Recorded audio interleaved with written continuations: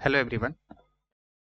तो आज के इस सीरीज में हम लोग सीखेंगे, स्टार्ट करने जा रहे हैं डेटा स्ट्रक्चर एंड एल्गोरिदम।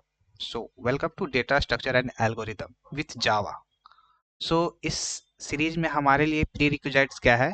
आपको कोर जावा का बेसिक नॉलेज और मतलब मिड लेवल तक आपका नॉलेज होना चाहिए। ओके। सबसे पहले मैं इस डेटा स्ट्रक्चर एंड एल्गोरिदम में मैंने कुछ चैप्टर्स कैटेगराइज किए हैं जो हमें डेटा स्ट्रक्चर में पढ़ने हैं। हमें सबसे पहले क्या पढ़ना है? इंट्रोडक्शन। फिर प्रॉब्लम सॉल्विंग, कैसे हम लोग प्रॉब्लम को सॉल्व करेंगे step by step. How to solve time and how to calculate time and space complexity, what are the notation aspects or of algorithm, mathematical algorithm, bitwise operation, recursion, array, matrix, searching and sorting technique, how many searching and sorting techniques, how to implement linked list.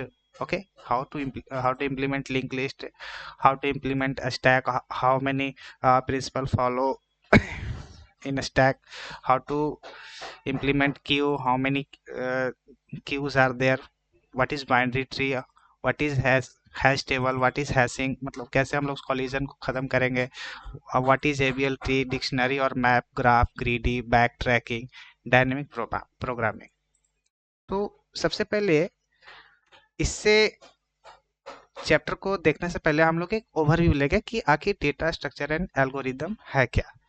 Introduction देने से पहले मैं कुछ ऐसे example दूंगा जिससे आप data structure का मायने या मतलब समझ पाओ। Okay, so I am going to give you some example based on data structure, how they are using so many application internally data structure. Okay, सबसे पहले suppose if you have a music player. Okay, suppose I am going to explain one example, music player. Okay, जो हमारे पास काफ़ी सारे applications होते हैं music player के, जैसे जियो सावन हो गया, हमारे पास अमेजोन का प्राइम म्यूजिक हो गया। Okay, etcetera. ओके, ये क्या करते हैं इंटरनली, क्या करते हैं कि डेटा स्ट्रक्चर को यूज करते हैं। क्योंकि इसके अंदर हमारे पास जो डेटा है music, we have we have data na? In this music player we have mp3 data, so we have what? mp3 data, mp3 data.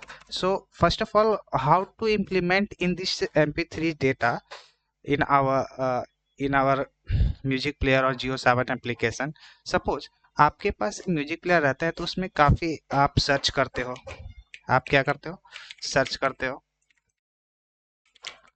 Searching करते हो, सॉर्टिंग करते हो। फिर आप क्या करते हो? उसमें क्या करते हो? एक क्यू में रखते हो। सपोज आप एक गाना सुन रहे हो और 5 गाना पहले से ही स्टोर करके रखे हुए कि इसके बाद ये गाना बजेगा।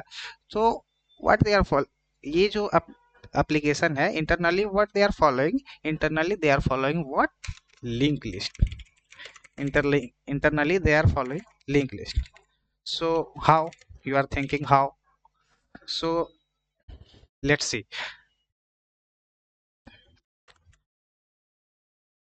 Music player internally following linked list concept. Okay, so I'm going to write here. So to implement, first of all I will explain how internally music player work, data internally mp3 work. Okay, सबसे पहले आप ये सोचो कि आपके पास एक application होता है जिसमें आपको क्या होता है कि एक नेक्स्ट का बटन रहता है, जिसमें आप सॉन्ग के नेक्स्ट बटन को प्रेस करते हो तो आपको क्या होता है कि सॉन्ग नेक्स्ट पे चला जाता है। That means what? Here one song is there. Okay, ये एक सॉन्ग और है। सपोज ये पहले आर्टिस्ट का सॉन्ग है, ये दूसरे आर्टिस्ट का सॉन्ग, ये सॉन्ग 1 है, ये सॉन्ग 2 है। तो आप जैसे ही नेक्स्ट बटन प्रेस करते हो तो यहाँ पे क्या होता है कि जैसे ही आप नेक्स्ट बटन पे प्रेस करते हो तो दूसरे सॉन्ग में मैं चला आता हूँ। ठीक उसी तरीके से हमारे पास एक तीसरा सॉन्ग होता है।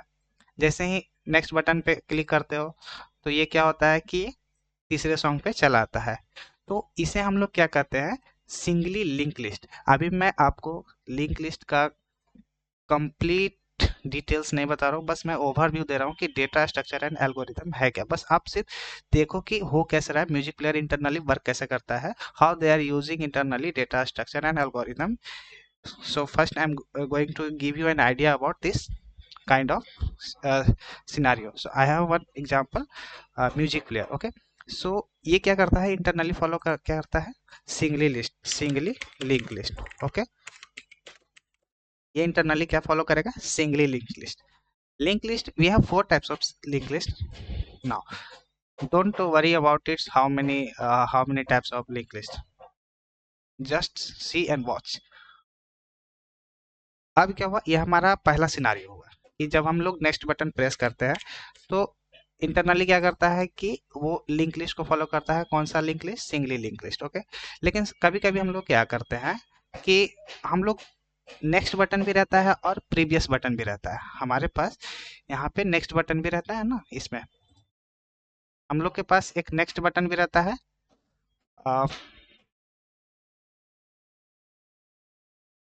हम लोग के पास नेक्स्ट बटन रहता है. जैसे ही हम लोग नेक्स्ट बटन पे प्रेस करते हैं तो ये नेक्स्ट में चला आएगा. जैसे ही नेक्स्ट बटन प्रेस करेंगे तो ये नेक्स्ट में चला आएगा. लेकिन समटाइम हमारे पास जब भी जो Jio 7 का एप्लीकेशन होता है उसमें दो बटन होते हैं. एक तो प्रीवियस होता है और एक नेक्स्ट होता है, और बीच में हमारा प्ले बटन होता है. ओके, तो जैसे ही वो नेक्स्ट बटन पे क्लिक करता है तो हमारा एक सॉन्ग यहाँ पे पहले से रखा हुआ है. जैसे ही एक सॉन्ग पहले से रखा हुआ है तो जैसे ही नेक्स्ट बटन पे प्रेस किया तो यहाँ दो सॉन्ग है ना हमारे पास. तो एक सॉन्ग जैसे ही इस पे प्रेस करा तो ये सॉन्ग क्या हुआ कि ये वाला सॉन्ग प्ले होने लगा. ओके, देन उसके बाद एक और बार ये नेक्स्ट बटन प्रेस करा तो हमारा जो तीसरा सॉन्ग था वो प्ले होने लगा. Okay, but sometimes user click this button, previous button. So ये क्या करेगा, वो अभी का जो गाना सॉन्ग प्ले हो रहा है वो वापस पिछले वाले सॉन्ग पे प्ले हो जाएगा. फिर लास्ट वाले प्रेस करेगा तो वो पीछे चला जाएगा, पिछला सॉन्ग प्ले करने लगेगा. जैसे ही लास्ट वाला प्ले करेगा तो वो क्या करेगा, पिछला वाला सॉन्ग प्ले कर देगा. ओके, तो ये था डबली लिंक लिस्ट का कमाल. ये फॉलो क्या करेगा, डबल लिंक लिस्ट.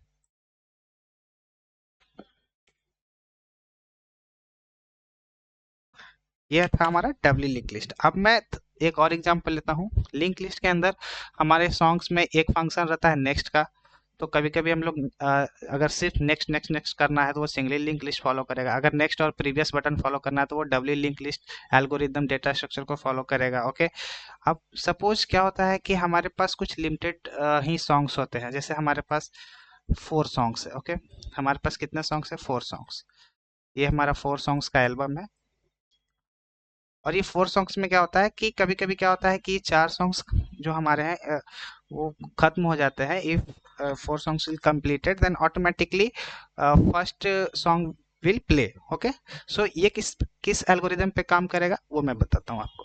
जैसे कि यहाँ पे क्या हुआ कि जैसे ही वो फर्स्ट उसमें सिर्फ नेक्स्ट बटन है, प्रीवियस बटन है ही नहीं. तो वो क्या करेगा कि ये प्ले जैसे ही यहाँ पे पहुंचेगा, जैसे ही इस बटन पे क्लिक करा वो नेक्स्ट पे आएगा. फिर इस बटन को प्रेस करा तो इस सॉन्ग को प्ले करेगा. फिर इस बटन को प्रेस करा तो वो क्या करेगा, इस सॉन्ग को प्रेस करेगा. लेकिन रिक्वायरमेंट क्या है कि जैसे ही अब मैं यहाँ से प्रिंट करूँ, मतलब इस बटन को प्रेस करूँ तो क्या करेगा, ऑटोमेटिकली इस वाले सॉन्ग को प्ले कर देगा. तो ये जैसे ही यहाँ पे इस बटन, जैसे ही यहाँ लास्ट सॉन्ग पे वो पहुंच चुका है और जैसे ही वो प्ले करेगा तो वो क्या करेगा कि फर्स्ट सॉन्ग को ऑटोमेटिकली प्ले कर देगा जब हमारा सारा एल्बम खत्म होने को रहेगा, जब मतलब लास्ट एंड में मैं रहूंगा तब. तो ये किस एल्गोरिदम और डेटा स्ट्रक्चर पे फॉलो करता है, लिंक लिस्ट, मतलब सिंगल सर्कुलर लिंक लिस्ट. इसको बोलते हैं सिंगल सर्कुलर लिंक लिस्ट,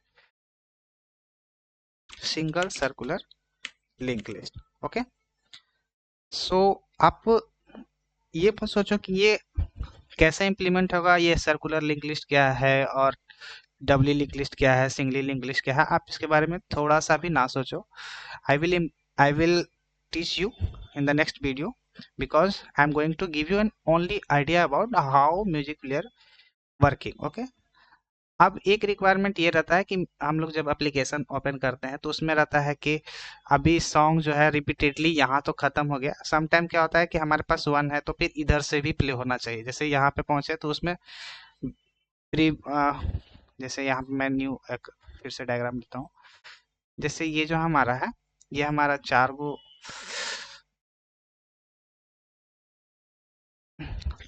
ये हमारा 4 सॉन्ग्स है, ठीक है। इसमें हमारा 2 बटन है, ओके। ये हमारा 2 बटन है, previous and next, okay. Suppose हमारा जो ये बटन है, ये क्या होता है कि यहाँ पे नेक्स्ट बटन पे प्रेस करने पे इस सॉन्ग में आता है, देन फिर नेक्स्ट बटन पे प्रेस करता है तो इस सॉन्ग में आता है, देन फिर नेक्स्ट बटन पे प्रेस करता है तो इस बटन में, इस सॉन्ग में आता है। लेकिन जैसे ही वो सॉन्ग खत्म हो जाता है तो ऑटोमेटिकली वो क्या है, इसमें चला आता है, ओके। ये था singular circular link list. But कभी कभी क्या होता है कि यहाँ पे हम है और प्रीवियस बटन जैसे ही मैंने प्रेस करा तो क्या हुआ कि ये ऑटोमेटिकली जो लास्ट वाला जो हमारा सॉन्ग है वो प्ले कर देगा। तो इसको क्या हम लोग बोलेंगे, ये जो फंक्शन है एप्लीकेशन का, म्यूजिक प्लेयर का एप्लीकेशन का, वो हम लोग फॉलो करेंगे क्या, सर्कुलर डबली लिंक लिस्ट, ओके। तो ये था हमारा लिंक लिस्ट कैसे काम करता है, okay. I hope you understood.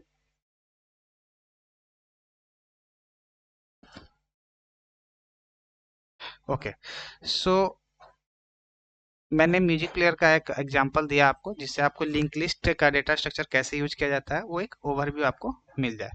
सो यहाँ पे लिख देता हूँ मैं, to implement music player an application internally, they are using what,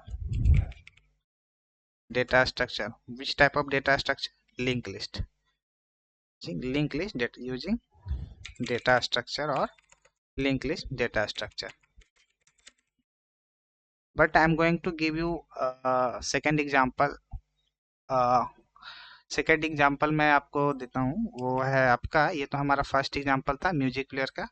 अब मैं सेकेंड एग्जांपल आपको बताता हूँ। जैसे कि कभी कभी आपने देखा होगा कि हमारे ईमेल में spam email, okay, spam email, spam email detection. Sometime हम लोग क्या देखते हैं कि some company randomly send to a mail, तो सो ऑटोमेटिकली ईमेल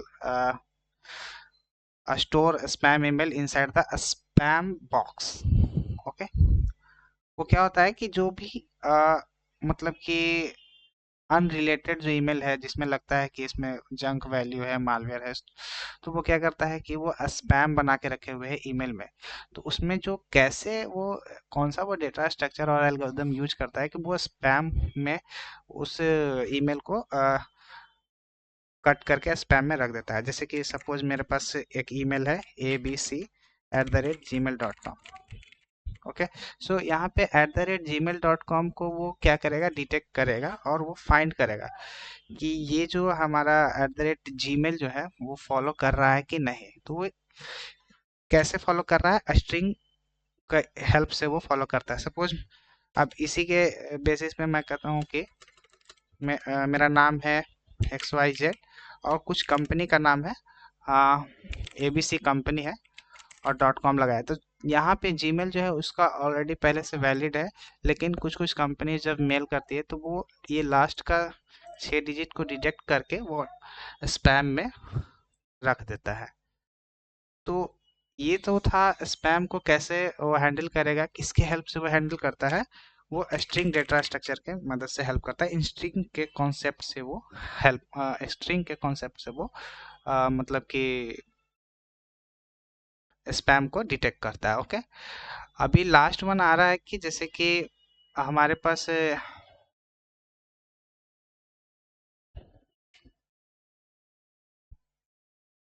अब थर्ड एग्जांपल है हमारे पास क्या, बुक माई शो। बुक माई शो एप्लीकेशन, आप हमेशा बुक माई शो यूज करते होंगे मूवी टिकट के लिए। मूवी टिकट एप्लीकेशन है ये, movie ticket application. In this application you are using book a seat for movie. Okay, sometime I'm going to explain in the picture view. See,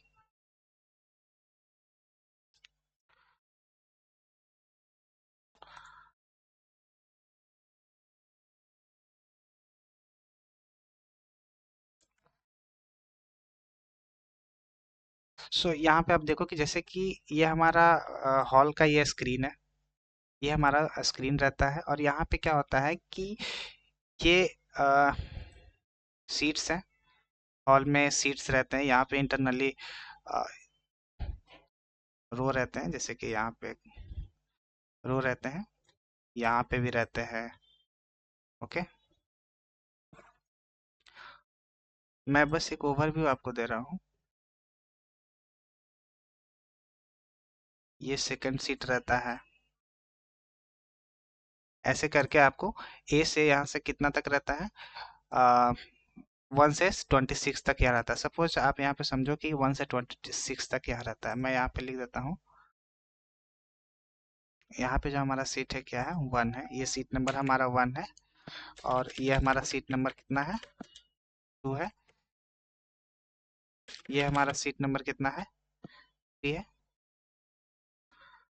और ये जो हमारा सीट नंबर है till 26 तक है। Okay, ये हमारा सीट नंबर 1 से 26 तक ऐसे रहता है। और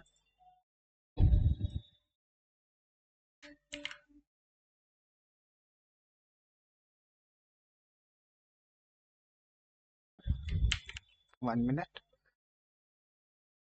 ठीक इसी तरीके से ऐसे करके ए से जेड तक जो सीट रहता है,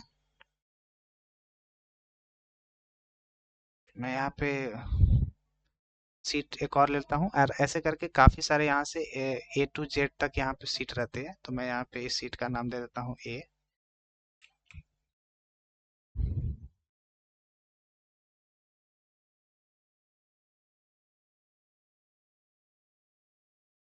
बी, और ऐसे करके यहाँ जेड तक सीट रहता है। तो जैसे कि अब इस मूवी टिकट में जब बुकिंग होता है, तो on that time what they are using, array data structure they are using. How? Suppose some person want to book this ticket. Okay, some person want to this ticket, book want to this ticket. So हम लोग कैसे इसको identify करेंगे data structure में कि इस book इसी को बुक किया है। तो हम लोग उसको कोडिंग में कैसे पकड़ेंगे, तो एरे के कॉन्सेप्ट से पकड़ेंगे। जैसे कि यहाँ पे इस सीट को पकड़ने के लिए हमें इस बी के सामने बी जो हमारा रो है, और ये 2 नंबर का हमारा जो कॉलम है, तो इसको हम लोग कैसे लिखेंगे, seat number B and 2 number का हमारा जो कॉलम है। ओके, तो ये जो हम लोग फॉलो करेंगे व्हाट, सीट, इससे हमें ये पता चल जाएगा कि इस सीट का बुकिंग होगा। तो ये किसके हेल्प से होता है, एरे के डेटा स्ट्रक्चर के हेल्प से हम लोग बुकिंग करते हैं। ओके, सो हियर हम लोग क्या लिखेंगे यहाँ पे, एरे डेटा स्ट्रक्चर। ये कौन सा डेटा स्ट्रक्चर फॉलो करता है, एरे डेटा स्ट्रक्चर को, जो कि सीट को रिजर्व करता है। ओके, इसमें 2D डायमेंशन का हम लोग एरे यूज करते हैं, reservation, for reservation of seat. Okay, so अभी आप लोगों के मन में आ रहा होगा कि ये क्या चल रहा है और क्या समझ में आ रहा है। तो मैं आपको ये बता देता हूँ कि मैं अभी सिर्फ आपको ओवरव्यू दे रहा हूँ कि इंटरनली कैसे फॉलो करते हैं डेटा स्ट्रक्चर एंड एल्गोरिदम को। तो सबसे पहले मैं आपको बताऊंगा कि डेटा स्ट्रक्चर है क्या। वो था इंटरनली वो कौन से डेटा स्ट्रक्चर को यूज कर रहे हैं, कौन सा एरे डेटा स्ट्रक्चर यूज कर रहे हैं, link list data structure use कर रहे हैं, स्टैक डेटा स्ट्रक्चर यूज कर रहे हैं, वो भी मैं आपको दिखाऊंगा। जैसे स्टैक में जो अभी गैलरी का फोटो ओपन करते हो, तो सबसे ऊपर में जो रहता है, आप कभी भी फोन का गैलरी ओपन करते हो तो लास्ट में जो आपने फोटो क्लिक करा वो सबसे टॉप में दिखाता है। तो वो last in first out concept हुआ डेटा स्ट्रक्चर पे, वो फोटोज का डेटा वर्क करता है। तो अभी मैं आपको इंट्रोडक्शन दूंगा कि डेटा स्ट्रक्चर है क्या। So what is data structure.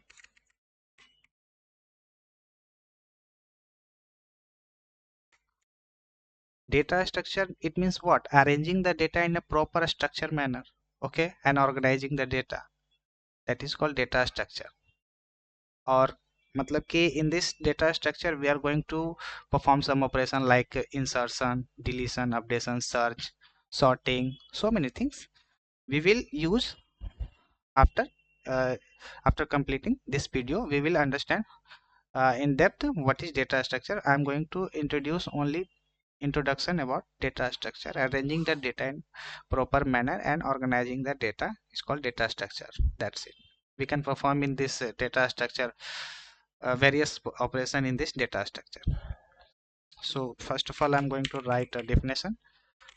Arranging data in a proper structure is called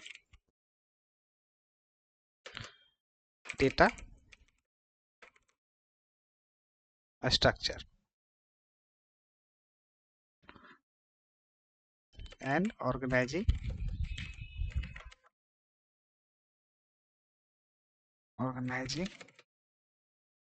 data. Okay.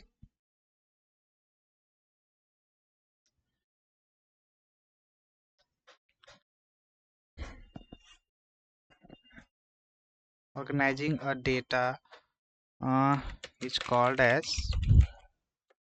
data structure.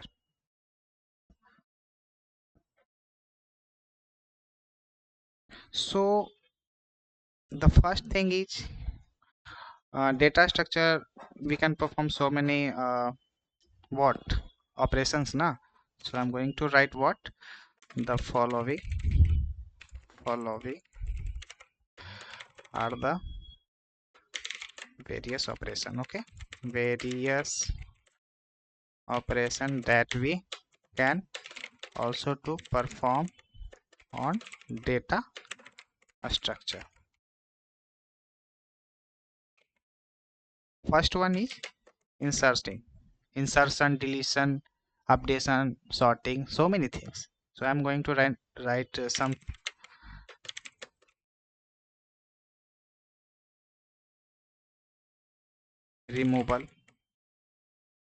removal also called as deletion. Okay, existing,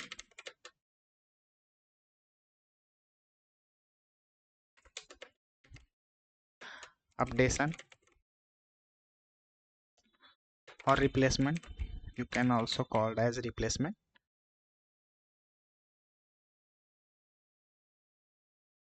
Fourth is searching.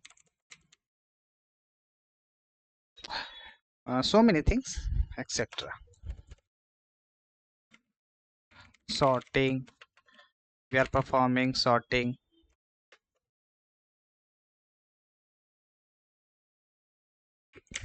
etc. Okay. So हम लोग क्या समझे कि data में कुछ data को एक organise way में रखना वो डेटा स्ट्रक्चर कहलाता है। उसमें कुछ ऑपरेशन परफॉर्म करना, ये सारे क्या है, डेटा स्ट्रक्चर है। तो आपके मन में ये आ रहा होगा तो एल्गोरिदम क्या है। जैसे कि अब एल्गोरिदम जानने से पहले आप कुछ डेटा स्ट्रक्चर में मैं जैसे कि एग्जांपल देता हूँ कि जैसे कि हमारे पास एक स्टूडेंट्स का डेटा है। Sometimes we are going to perform some operation, insert one student name, course details. I want to change email, I want to update email, I want to search some students who belongs to which course. Okay, I want to sort based on rank wise. Okay, so we can implement these all are by using in the above example. So many examples are there. We can use this concept using data structure. Suppose student data, we can perform array list data structure, we can use linked list data structure. Okay, so now अब आपको लग रहा हो कि algorithm क्या है। तो algorithm कुछ है नहीं, बस डेटा स्ट्रक्चर के बाद पहले का जो स्टेप है वो है algorithm. So I am going to explain about algorithm. Algorithm में ऐसा कुछ है नहीं, बस एक स्टेप होता है फॉलो करने का कि कैसे कैसे किसी प्रॉब्लम को सॉल्व किया जाता है, कैसे किसी स्टूडेंट्स को डेटा को फाइंड करना है, क्या उसका प्रोसीजर है, कैसे उसको लिखना है, कैसे उसको सॉल्व करना है। Okay, so this is nothing but step by step process to solve a problem is called an algorithm. Okay, यहाँ पे हम लोग क्या करते हैं कि जैसे कि हम लोग कोडिंग पार्ट को इम्प्लीमेंट नहीं करते हैं या कोई ऐसा सॉल्यूशंस को नहीं लिखते, बस ये क्या है, एल्गोरिथम एक डिजाइनिंग पार्ट है। जैसे हम किसी प्रॉब्लम को सॉल्व कर रहे हैं तो उसको एक पेन एंड पेपर पे उसको सॉल्व करने का कोशिश करेंगे, कैसे इसको सॉल्व करना है।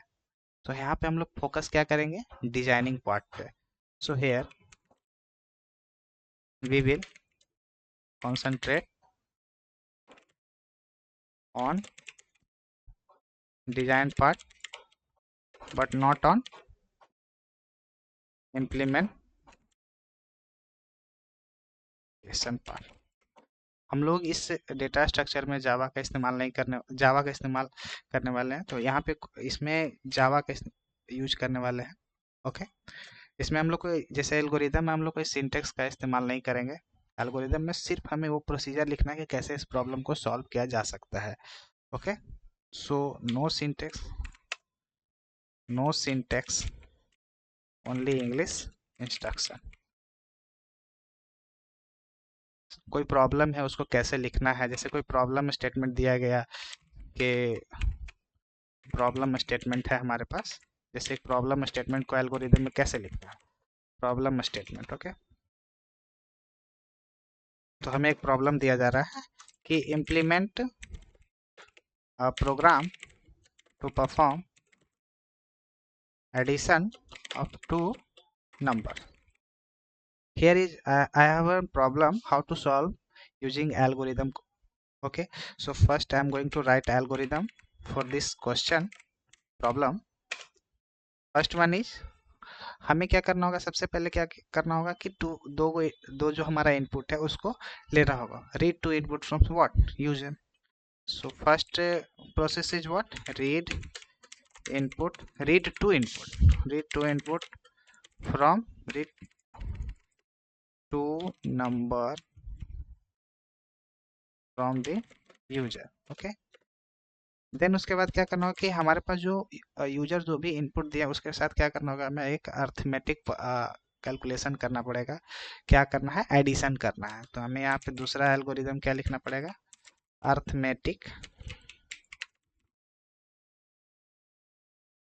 Arithmetic operator to calculate result and addition. और देन उसके बाद क्या करना होगा, हमें उसको एक वेरिएबल में स्टोर करना होगा या किसी रिजल्टेंट में स्टोर करना होगा। तो हम यहाँ पे लिखेंगे क्या, ए प्लस बी, मतलब कि जो हमारा जो इनपुट है ए प्लस बी, उसे हम लोग स्टोर कर लेंगे किसमें, एक वेरिएबल में। देन उसके बाद क्या करना होगा, हमें इसे प्रिंट करना होगा स्क्रीन पे। तो सिंपली मैं इसे क्या करूँगा, प्रिंट कर दूंगा, print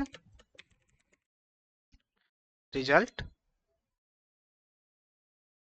to the in Java we have so many console, screen और फाइल और डेटाबेस। ओके, अभी ये तो हमने एल्गोरिदम लिख लिया, अब क्या करना है कि इसे यूज करना है। तो कैसे यूज करेंगे, मतलब कि इसका इम्प्लीमेंटेशन क्या है। ये तो हमने सिर्फ एल्गोरिदम लिखा कि हम लोग इस प्रॉब्लम को 4 स्टेप्स में सॉल्व कर देंगे। पहला स्टेप्स क्या है, तो पहला, अब मैं इसका इम्प्लीमेंटेशन आपको दिखाता हूँ, जिस कोडिंग में हमें कैसे इम्प्लीमेंट करना है, इम्प्लीमेंटेशन। ओके, जैसे सपोज हमें क्या करना होगा कि अब इसे इम्प्लीमेंट करना होगा, एक एडिशन नाम का हम क्या करेंगे, वेरिएबल ले लेंगे, सॉरी मेथड का नाम रखेंगे व्हाट, क्योंकि हमें एडिशन परफॉर्म करना है। तो एडिशन परफॉर्म कर लेंगे, दो इनपुट लेंगे, तो मैं यहाँ पे दो इनपुट ले लेता हूँ। देन उसके बाद क्या करेंगे कि ये जो हमारा फिर यूज अर्थमेटिक ऑपरेशन, तो हमें क्या करना है, अर्थमेटिक ऑपरेशन परफॉर्म करना है।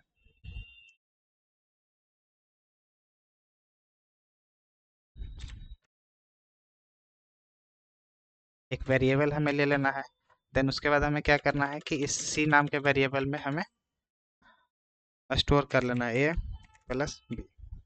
ओके, देन हमें रिटर्न कर देना है क्या, रिजल्ट। तो ये हमारा